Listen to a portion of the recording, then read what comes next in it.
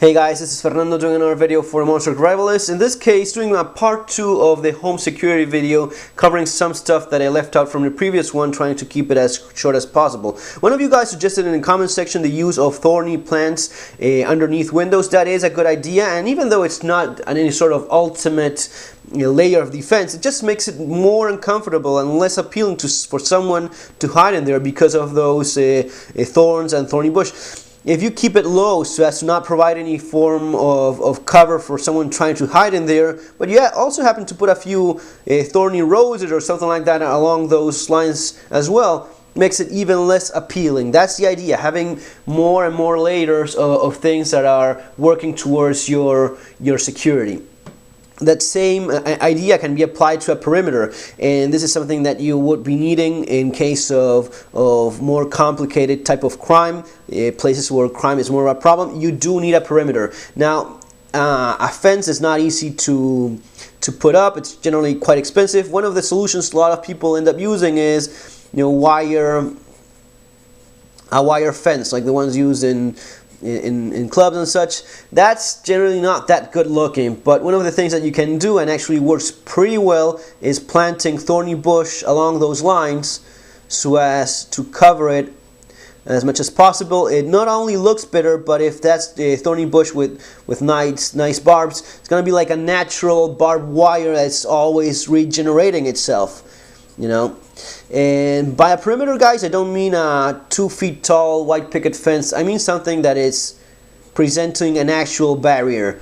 It may as well be, it has to be at least 6 feet tall, something that just cannot be jumped easily. Combined with vegetation that has a nice amount of thorns in it, it's going to be even less appealing. This will also give you the possibility of having a couple of dogs running around in this in this yard of yours. It's all already covered with a perimeter, and since you have dogs, you have to put a warning sign, dangerous dog warning sign. I don't know about you, I always tend to notice these things. When a house has one of these signs in one of the side doors or something, you naturally notice it. There's something in there that can bite you or something like that. It's all psychological, and that same thing works for a criminal. A criminal looking around will see that sign and say, well, maybe I don't want to risk it. I'll go for the house that does not have the dangerous dog sign and the obvious dog barking inside there, and combined with all the other things that make it less and less appealing, then that may just make the difference. Remember, your house has to be, this level of security in your house has to be greater than the ones in your neighbors. That's what's going to be making the difference. We're already talking about a bit more improved security than the one in the previous video, but that's what naturally occurs as things get worse. About the perimeter, make sure you don't have any tall tree very close to it. Anything that someone could just jump, grab a branch, and just slide their way down on either side. If you have one on the outside, make sure you cut it, leaving 6-7 feet between, something that cannot be easily jumped. Keep that in mind as well.